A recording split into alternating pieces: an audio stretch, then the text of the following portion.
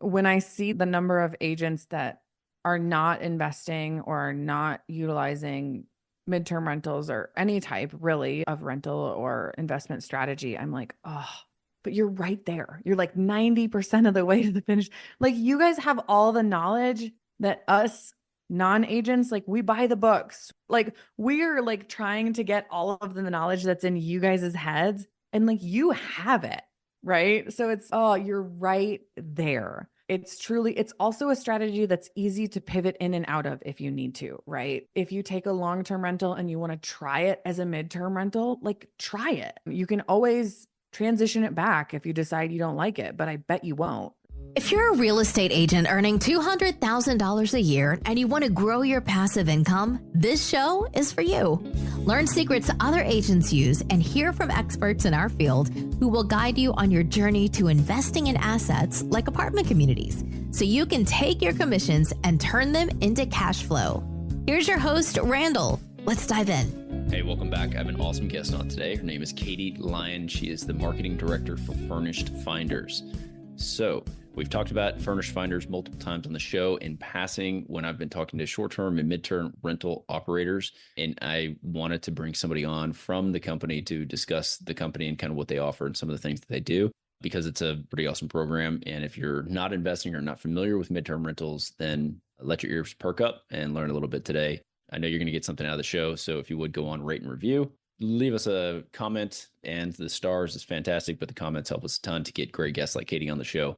Just a quick bit of background. She spent over 10 years in real estate and marketing industries. She's currently marketing director for Furnished Finders. She's a landlord herself. We talk about her properties that she manages and how she's come across those. So we talk about the investing.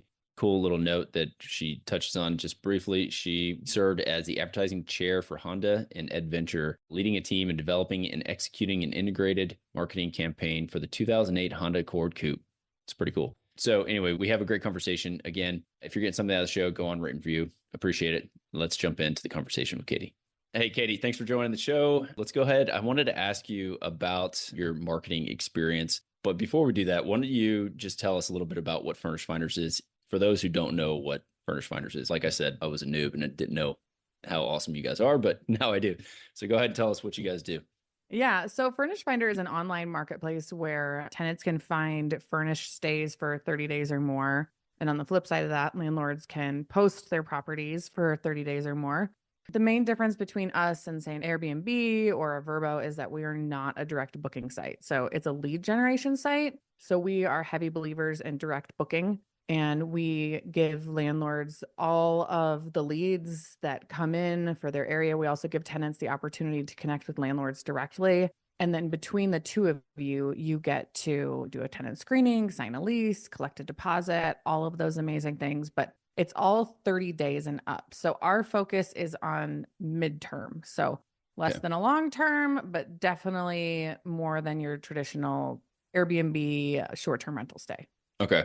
Couple questions. How do you monetize that? Are you guys a advertising platform essentially? So if I want to list my property as a landlord, then I'm paying you regardless of if it books or not?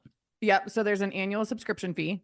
Okay. It's $149 per year to list the property. And then you can get as many bookings as you want, right? It's up to you what you do with those leads and how you use the platform. But we've got millions of travelers every year on there searching and sending out housing requests, we call them, where they're essentially saying, here's where I want to stay. Does anybody have something that can fit my needs? But yeah, we keep it one flat fee to put your property on there annually. As a traveling nurse, I need to find a place in Boise or whatever the heck I'm going. Do I have to pay the platform for the right to look? No. And as a traveler, you can look on there and you can search the map and you can connect directly with a specific landlord. They can search the map and they can say, oh, Joe Smith has this property. I want to be there. They can message you, text you, email you, call you. We don't restrict communications just to the platform. It can be however you want or are comfortable. Or you can put out what's called a housing request, whereas you might say, hey, I'm going to Boise. I need a 3-bed. I have a pet. Here's my budget. Here's my dates. And then we will send that to all of the landlords who have properties that are within the realm of those needs to see what can be a fit. Okay, got it. Yeah, that's cool. That's a good system. The other question I had is, Is there a trend? Like, what's the majority of the tenant base? What are you guys seeing? And is it corporate housing partially? Is it traveling nurses? Yeah, Is what I when hear a we lot of people started, talking about. our focus was 100% travel nurses. That's actually what got us into the midterm rental market. But that's changed significantly, especially after COVID. So we've got still a good chunk are travel nurses, but you still have corporate housing, you've got academics, professors, you've got digital nomads, you have relocating families, you've got even down to things like grandparents who want to be close to their grandkids for the summer, right? Insurance claims. In this market, you get a lot of families who are maybe they sold their house, but they're not ready to buy yet, or it's taking them longer to find whatever house that they're looking for, things like that. So there's really all sorts of use cases. Personally, I actually have 9 midterm rentals with my family. After I started working at Furnished Finder, I realized how cool this all is and jumped in as a landlord. And we have a lot of smaller properties. So we do have a lot of traveling medical professionals, but then we also get people going to visit family or students, interns. There's all sorts of use cases, even though you might not think about it for the 30 days and up. Okay. So I want to talk about that in a second Yeah. because I want to break down the unit types and like what you Yeah. would recommend. But let's go back. I want to talk Sure. about Katie. So you're in marketing, right? Yep. You are the head of marketing for Furnished Finders. Is that correct? Yep. Yeah. I'm the marketing director. Marketing Yep. director. Okay.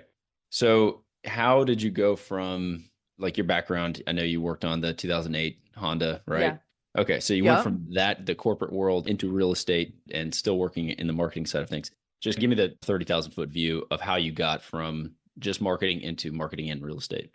Yeah, sure. So I went to school for marketing, started out just doing marketing in general, and then I ended up working at a private equity commercial real estate investment firm for about 10 years and did marketing there, but also ended up learning real estate 101, but from a commercial real estate perspective, which has a lot of similarities, but also a lot of differences, as you guys all know. And then I had the opportunity to join the Furnished Finder team, and that seemed like a really great fit since I was familiar with real estate in general, but also really liked working with companies that are on a big growth path and have a lot in their future, right? Like a lot of possibility and potential.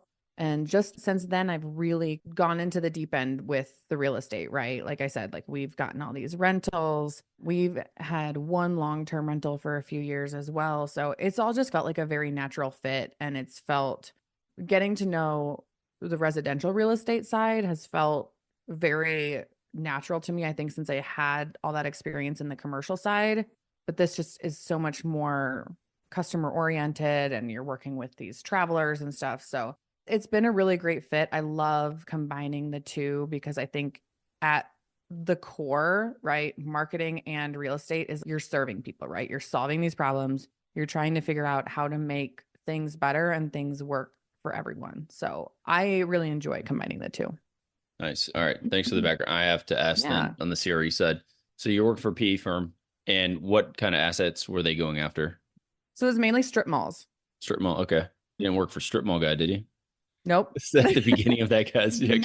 Nope. It's a small firm in Denver and they did some great things, grew really big. Yeah. Well, not really big, but really fast. Yeah. But yeah, I saw the potential here with Furnished Finder and just loved seeing what they were doing. Yeah. The only reason I asked selfishly on the commercial side is like what was working. I know this is some time ago, but for private equity, you're marketing for the investors, correct, to come into the Correct. fund or to invest. Correct. And then you're also marketing for the properties. And which side were you on when you were Both. both? Okay. Yeah, yeah. So I was So on both. And yeah, it's very different because you're marketing, yeah, to really high end investors, trying to get them into the fund. And then, yeah, for the property side as well, making sure that those kind of maintain their quality and occupancy and things like that. Yeah. okay. Yeah, Yeah. we don't have to dive too deep into that. Yeah. I could geek out on that a little bit, but let's move on to the furnished. Okay, so you were with and then you moved into furnished furniture. When did you actually buy your first property? How did that come about? Our first property was a little bit of, it was our primary residence. Okay. And then we went to build the house that I'm in now. And part of the contract with the new build was that you had to have your old house on the market within 7 days of signing the initial contract, which meant, For the loan? yeah, as a part of the contract to buy the house. And Okay. so essentially that meant that you had to live in an apartment or some sort of temporary housing for the 9 months to a year that it was taking to build the house. We have 2 young kids, we've got pets, and we were like, that is a hard pass for us. Now, I didn't know about Furnished Finder at the time. This would have been the perfect use case for Furnished Finder because we could have found a furnished place. But we ended up finding a little loophole in their contract where if you kept your house, your residence, and you leased it out, all you had to do was show a signed lease within 7 days of closing. So that meant that we could stay in the house. Lease it to yourself or something. Yeah. No, we actually we had a lease, just it was for after our move-in date here. Got it. Okay. And that turned into our rental, and everybody told us we were crazy. What happens when the toilet gets plugged at midnight or something breaks or you have bad tenants? And we were like, listen, it's going to be fine. And it's been amazing. We've been renting that house for coming up on 3 years now. Okay. That's our only long-term rental, but it's been great. And that kind of was like our foot into the door of, hey, this landlord thing is doable. Yeah. Right.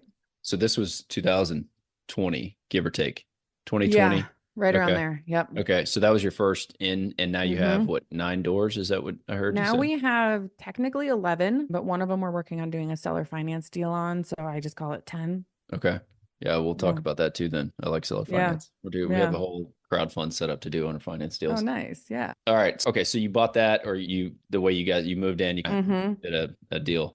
A little bit of a reverse house hack or something. Yeah. Exactly. Yeah. And so that's your long-term rental. And then you have 9 other midterm, essentially. Yeah. We've got 9 midterms. Yep. Okay. So look, let's talk about when you transitioned from your long-term, why did you go to the midterm rental? Like, how did you even come about that? Did you start buying your midterm rentals once you started working for Furnished Finders? Is that how that came in? Okay. Yeah. Initially, we wanted to, and I say we because it's me, my husband, and my family, my mom, brother, and sister. We all do this together. Okay. We wanted to get a short-term rental because we wanted to get more cash flow, things like that. So that's actually was the intention that we bought a house in Florida with. That's now the one that we're working on a seller finance deal for. Mm-hmm. But then we ended up not furnishing it. And then simultaneously, I was getting started at Furnished Finder and becoming aware of midterm rentals. And the whole time we were planning on doing a short-term rental with the Florida property, we were a little intimidated, right? Because we were like, this is going to be a lot of management. There's going to be a lot of turnover. The risk feels really high. And we were all okay with it, but it just wasn't like ideal.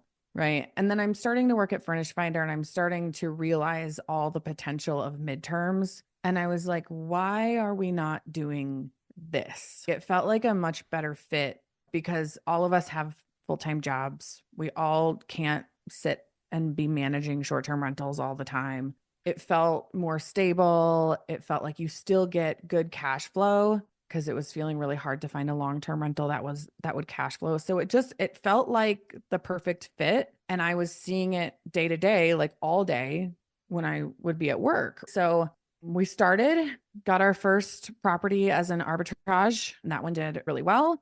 And then we just literally have not stopped since. So all of our midterm rentals are in the Midwest where my family's from. They're the boots on the ground for us, but it's just, we've literally just been like, okay, we did this one. It's killing it. Let's go again. Mm-hmm. And we've been able to really systemize things, and Furnished Finder has kept us full. Like, we have tenants in every property.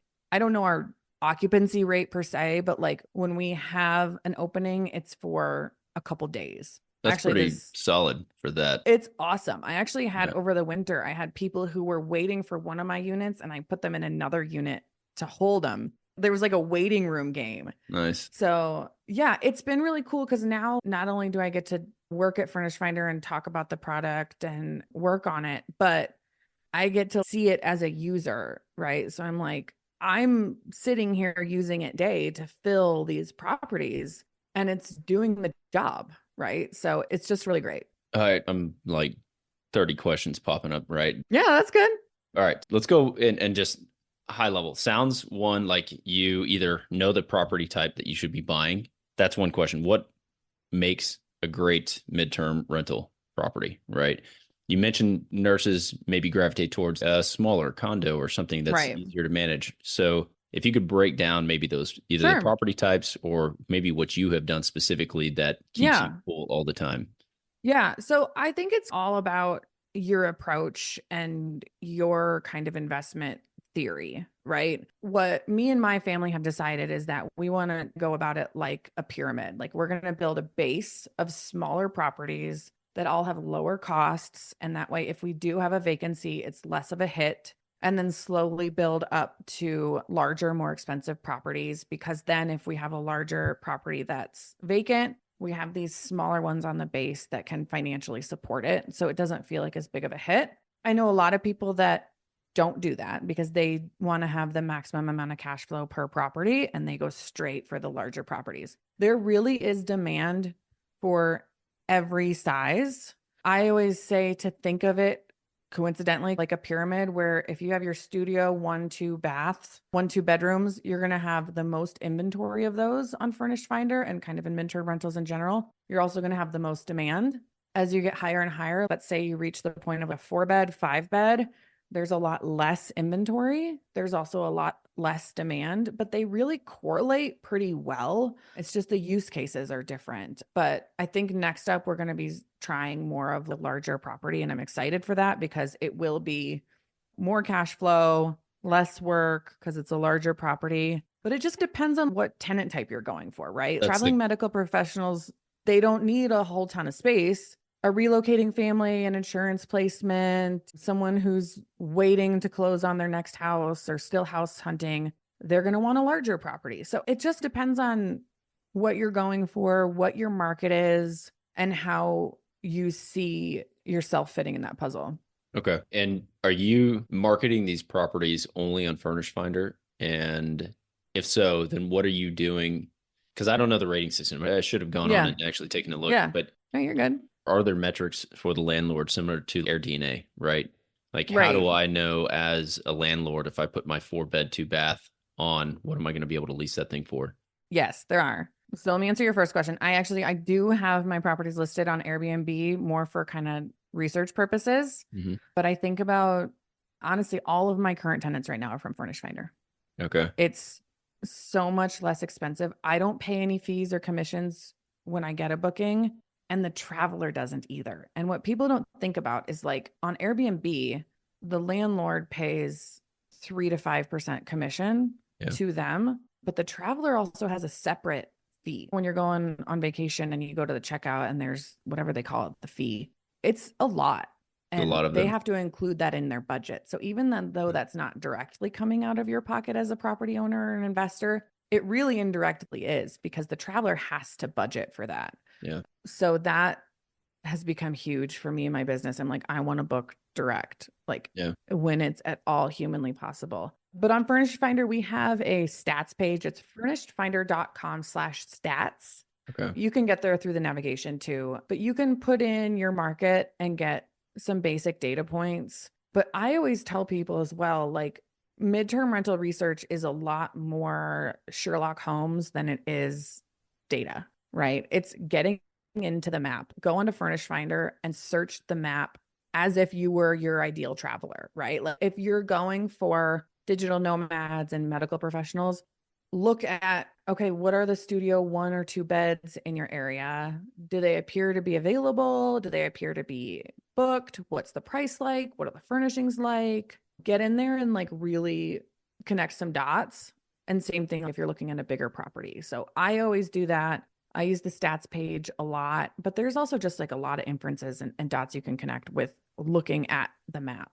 Yeah. Yeah. No, I just didn't know because it's self-booking, then that data it's self-reporting if it's reported at all. So there's no sold comps or rental comps rented. It's all active on the market that you're looking at. Yeah. So I'll go on the map and I'll look and I'll say that, okay, if I see a property that's in a similar location and it's similar price, similar furnishings to what I would have, you'll see the availability date and I'll say, hey, if the availability date isn't for 2 months, it's a safe assumption for me that there's a tenant in there. So I'll use that as a good comp.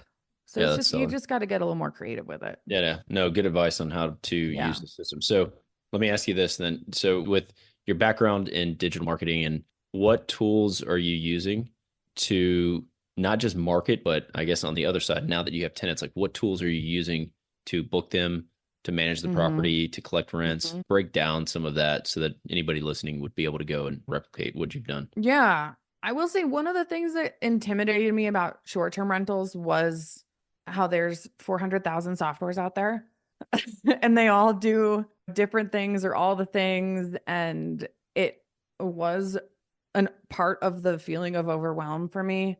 What I like about midterm rentals is it's like way, way simpler. Furnished Finder has a sister company called KeyCheck that I use, and that is for tenant screenings. Renters can get renters insurance through there. You can get customizable leases through there. So I always refer to it as like the landlord's toolbox, because sometimes with a direct booking, like, especially if you're new to it, you can say, okay, hey, I found the tenant.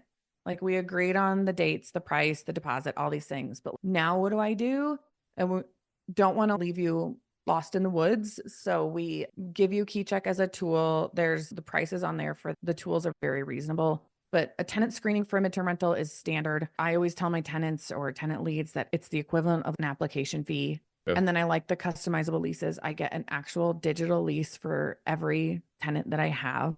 Because again, it's not a weekend. It's the average stay is like 90 to 100 days. And sometimes it's a lot longer. So it's nice to have those documents. But as far as the management, like, I'm a big proponent of keeping things as simple as I can. So I use an Excel spreadsheet or a Monday board, but these tenants, when they get in there, they make themselves at home, right? Like, you're not going to be dealing with requests every day of, oh, the towel is dirty or I don't know, all the things that pop in my head if you have a short-term rental. Like, they come in, they might need help getting settled a little bit, and then they live there, right? They're not visiting, they're living there. Yep. So most of my tenants, I don't really hear from, and just because they're good. So it's like a whole different level of management. We have a tenant tracker once you're a Furnished Finder customer, you get a landlord dashboard with all your tools. We have a tenant tracker there as well. That's really nice to just keep track of who's where, move in, move out, things like that. But it doesn't have to be crazy complicated, which I really like, because it just makes the barrier of entry feel so much lower. Yeah. All right. So then let me ask you this. Because I've got rentals, right? And I've had rentals. So turnover is always a thing, right? You lose money every single time I have a tenant turn because you're painting, you're doing something, right? Right. So again, going back to the types of assets that you're buying and acquiring, are you buying new properties that need very little maintenance, or are you fixing them up fully right when you buy them so that you have no issues, or hopefully you limit the amount of capital expense that you have going forward? What are you doing in order to mitigate some of the turnover costs? Yeah. You have more turnover happening on an annual basis. Our portfolio has a mix of everything. We have everything from arbitrage properties where when the fridge breaks, I don't have to pay for it. I literally call the other landlord. Yeah. And we found some really great partners for that. We have a 3-bed, 3-bath townhouse that we bought. It was built in the 60s. It had recently gotten new carpet and paint, but it didn't have a microwave. The door handles were like crazy shiny gold. It needed all new light fixtures. It needed new bathroom vanities, but it was like very much like a surface level facelift. We didn't knock down any walls. We just made it a little bit more in this millennium. And then we have a condo that was built in the 90s and is totally fine. We don't have anything. We haven't bought any like new construction for rental purposes, but it could totally work. What's nice is you can get in there every 3, 4, 5 months, right? Sometimes shorter. It just depends on the lease time. But what I like about that is twofold. Like, my cleaner, when she goes in there, can give me a heads up on something before it becomes a big deal, right? My tenants also will let me know, hey, the AC is starting to struggle or whatever it is. So I hear about things before they reach the point of being a lot more expensive, typically. And I also don't have people moving furniture in and out all the time, which helps. Yeah. And then on the flip side, compared to a short-term rental, I don't have people who are just not as careful with the property because they don't care as much. They're there for a weekend, for a vacation, and they're harder on the property just by nature. So there's a good enough amount of turnover for me to feel really comfortable as far as knowing what's going on in the property. And I don't have surprises, but the wear and tear is very manageable. Got it. Okay. You mentioned arbitrage. Yeah. So for people who don't know, arbitrage, what, you have an agreement with the owner of the property, or are you the owner and they have an agreement with you? Nope, they are the owner. Yeah, yeah. You can break it down. Go ahead. Explain Yeah, it. yeah. So they are the owner and I rented from them and they know exactly what I'm doing. I told them like very transparently But what you're we're doing renting with on the a property. long term, right? Right. Yeah, yeah. Yep. So we have a 2-year lease and then we furnished it and then we present it as a midterm rental to tenants. Awesome. Okay. So it's a win for them because we pay on time every single month. Like Yeah. we're taking really good care of the place. I gave them copies of the professional pictures they can use. They know it's getting cleaned by a professional every few months. And the particular one we're partnering with, they really like that we're able to help some of these medical professionals in particular that are coming to serve their community.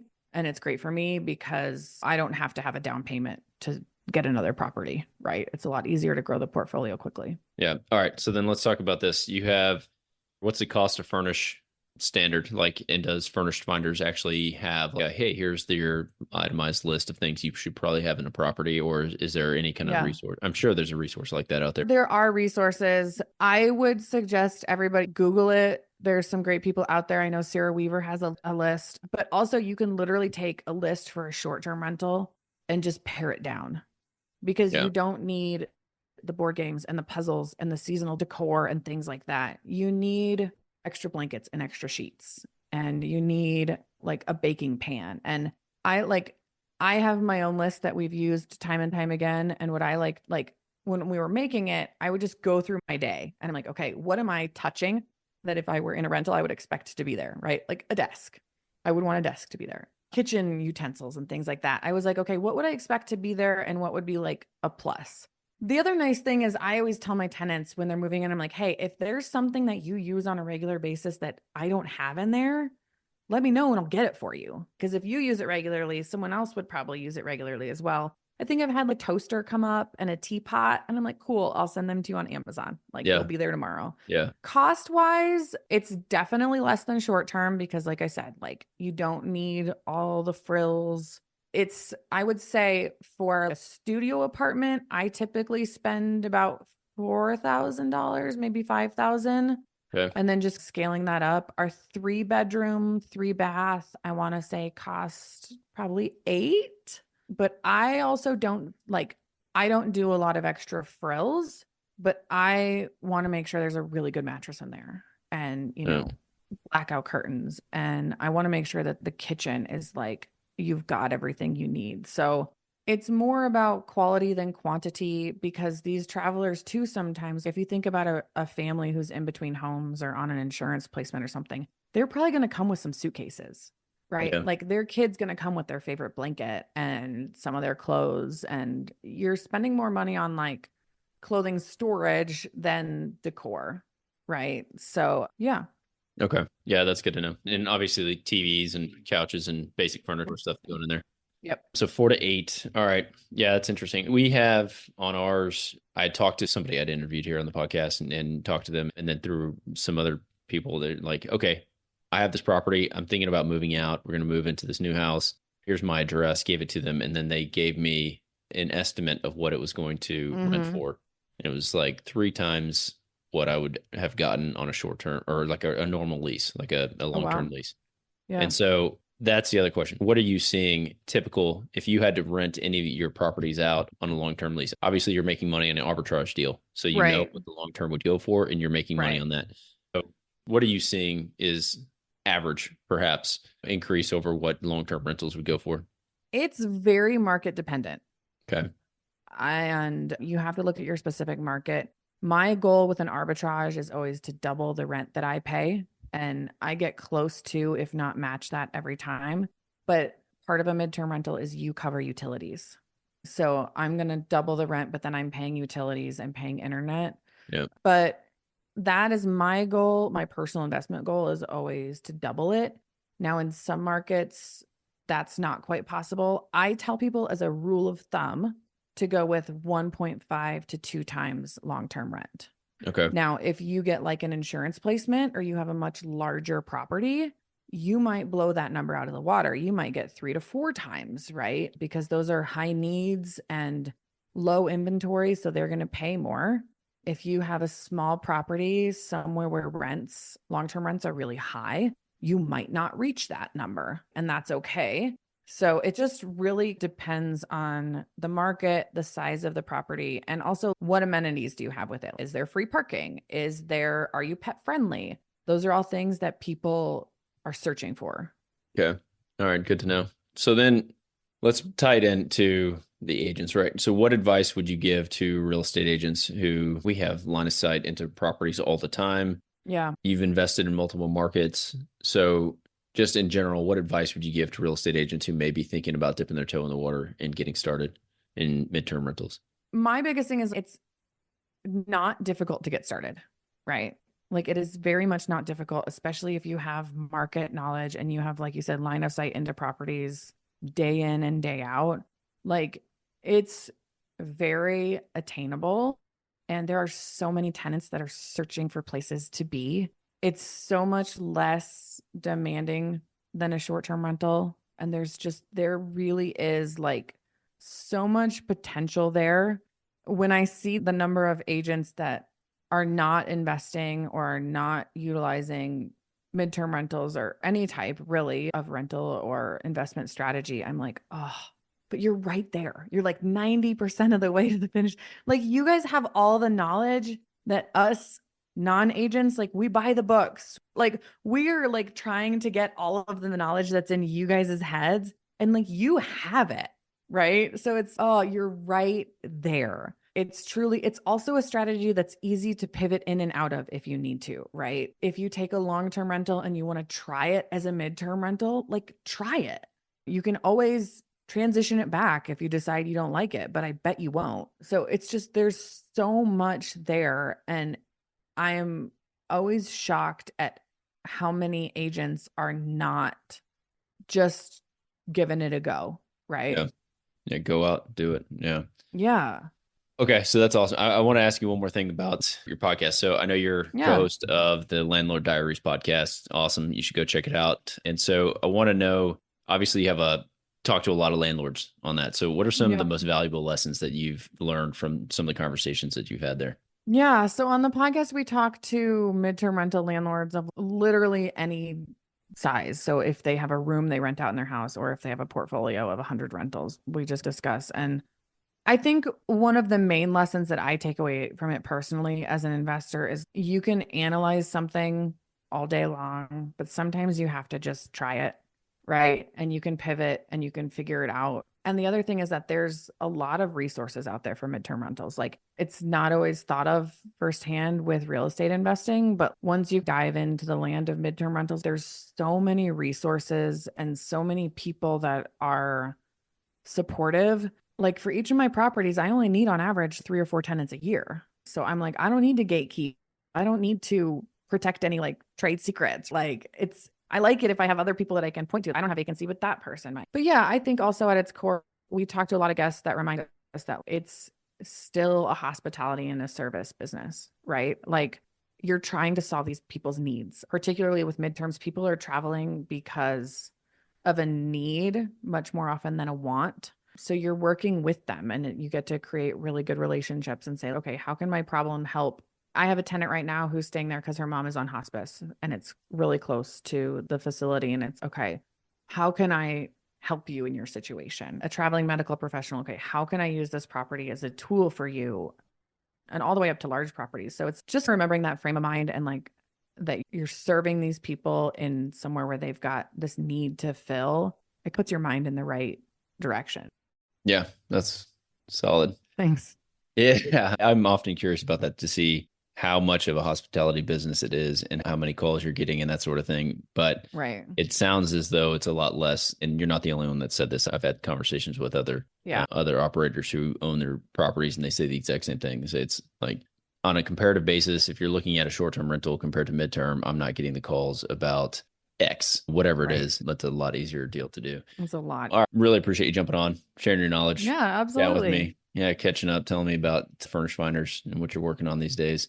If you would like to catch up with Katie, I'm going to leave all your contact information in the show notes. So by all means, reach out and go check out Furnished Finders. And we'll catch you guys on the next episode.